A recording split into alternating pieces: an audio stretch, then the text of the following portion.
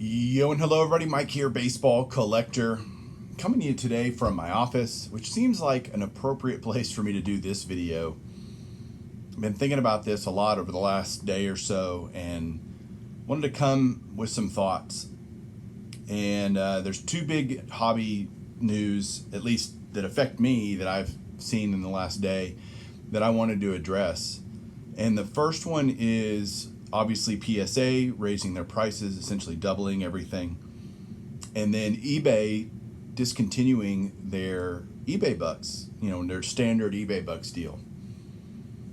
And I want to tell you why they are absolutely right to do all of these things, both of these things.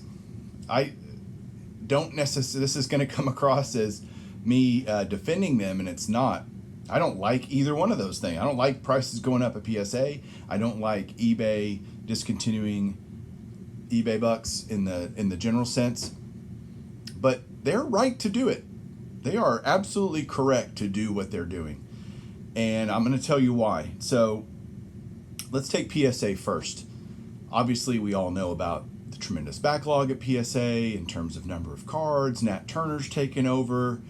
Like, oh my gosh, is this a sign of what Nat Turner's regime is kind of running PSA? We all got the letter I got the letter from Steve Sloan. I read it. I was like, not surprised a bit. Not surprised one bit. PSA, and again, all I've heard the last day is just BMC, a whole lot of BMC, bitching, moaning, complaining from people. How can they do this to us? How, they're going to kill the hobby.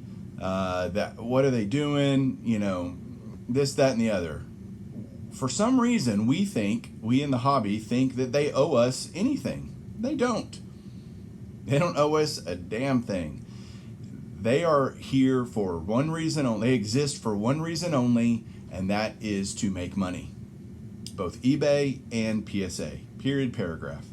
And if we think that they have some altruistic, should have some altruistic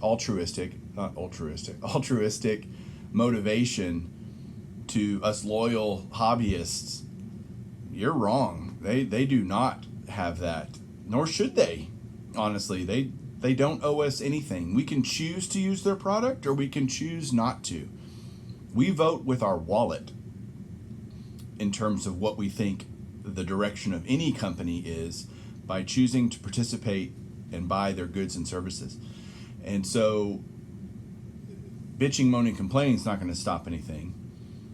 PSA doubling their prices makes total sense. They want to literally stop new submissions. They don't want any more stuff coming in. Doubling their prices will severely, it won't stop it completely. There will still be people that pay it, but they're trying to stop. And you say, well, why would any business want to do that? Why would any business want to stop their stuff? And the answer, I think, is, and I haven't talked to Nat Turner. I don't know anything anyone else might not know, but it's my economics background tells me, okay, well, let me give you an analogy. Let me think about it this way. If I was to tell you that you could work half as hard and make the same amount of money, who wouldn't take that deal?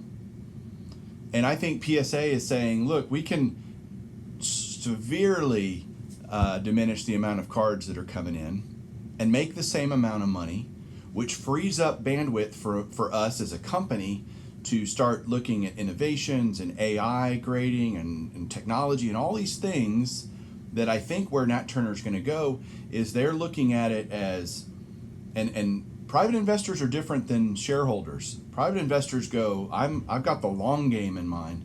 And so they're thinking we're going to take a step back so that later we can take 3 steps forward.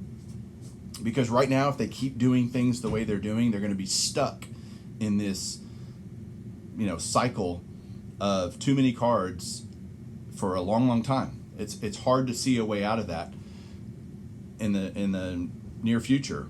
It'll just keep going.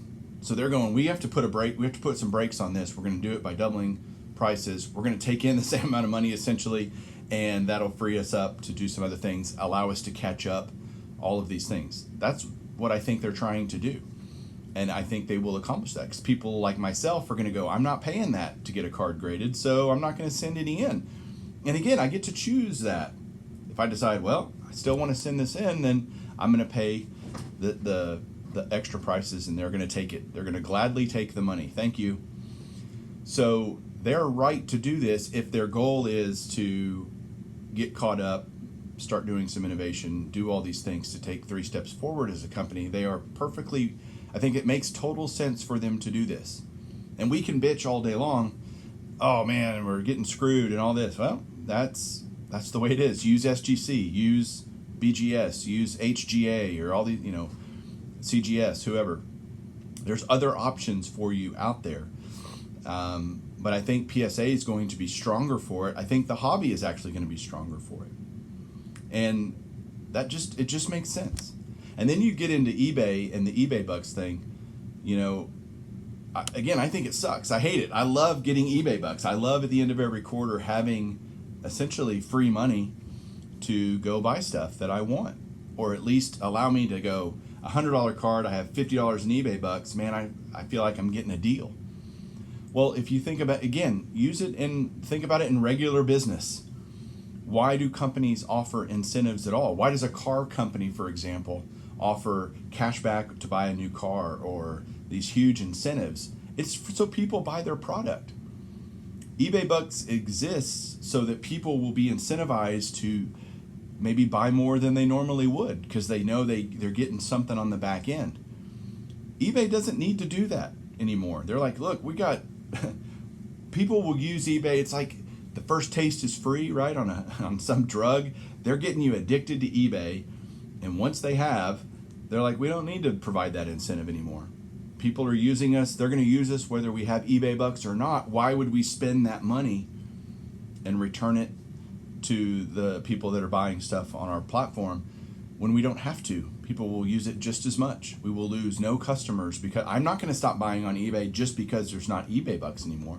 Now they are saying that they're going to still offer the occasional special promotion, the 5% eBay bucks, 8% eBay bucks. I think those will happen much less. And, I can choose to be strategic about my purchases, keep stuff in my watch list. And when those incentives come up, I can, take advantage of eBay bucks that way. But in terms of my day-to-day buying, it probably won't change anything. And they know that I'm pretty normal, that I'm like most people.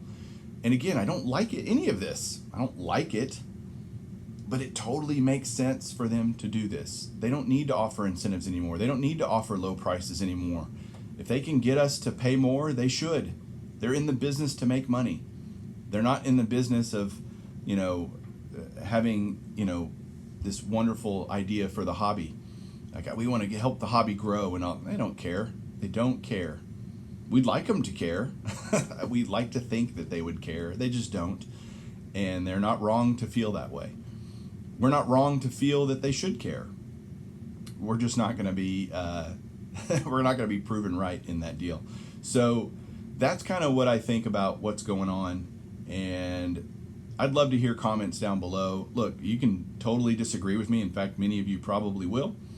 And that's okay. I expect a lot of thumbs down on this video, but this is my opinion. I'm voicing it. There's some logic, I think, behind it.